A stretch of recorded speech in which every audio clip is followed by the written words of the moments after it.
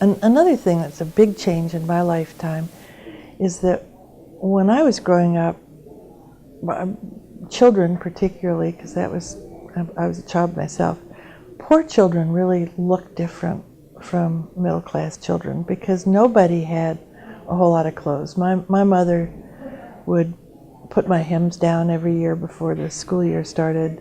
I can remember in 7th grade realizing that all the boys had gotten taller because all their pant legs had been let down, and it was in the era where a lot of boys wore corduroy pants, so it was really obvious where the hem had been let down, and so families that didn't have money for clothes, and poor children really were dressed in really worn out, torn, dirty, raggedy, out of style, although the styles didn't change as fast.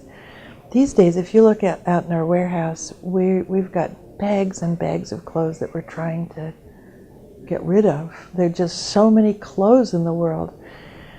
So there are, for instance, many more homeless people walking up and down Elm Street in Greensboro than most people realize, because it's not that difficult to not look homeless.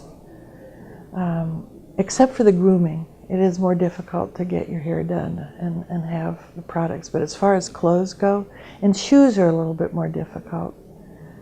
But as far as clothes go, it's very hard to tell the difference between somebody who's sleeping under a bridge and somebody who's, living in a house somewhere in Greensboro. It is very important to people who are walking around and being judged and who are really dependent on the goodwill of other people not to look homeless, because they're actually going to be shut out from things. And I think we carry a little bit of that around with us in everything. We don't want to be shut out of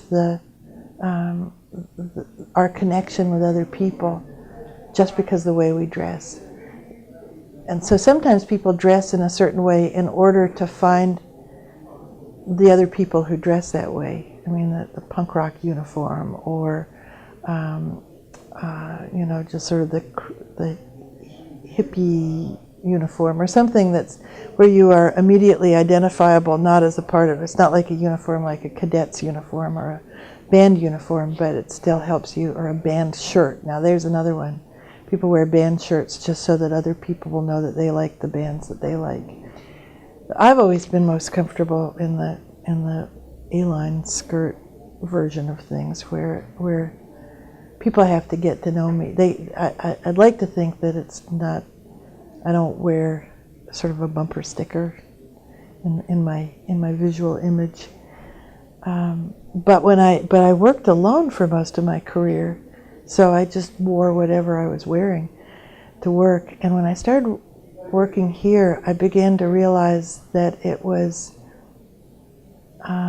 sort of an insult to the people I was working with, that even though this is a non-hierarchical place, I am still the executive director. And it meant something. People here want to feel proud of the way I'm looking, that I can't just come in pajamas and sit in the back room, that devalues the whole place. It's been a process for me of recognizing that people here don't want me to be in solidarity with them by dressing the way they do, because they don't necessarily want to dress the way they're dressing. And I forget that I even went through that thought process, except that sometimes when people are going to be coming here for a tour or to do volunteering, they'll ask me ahead of time, how should I dress? And realize that they're concerned that they'll be cut off from a relationship with people here because they're overdressed. And that's not the case. But people certainly don't need to artificially dress down in order to come and be with people who are homeless.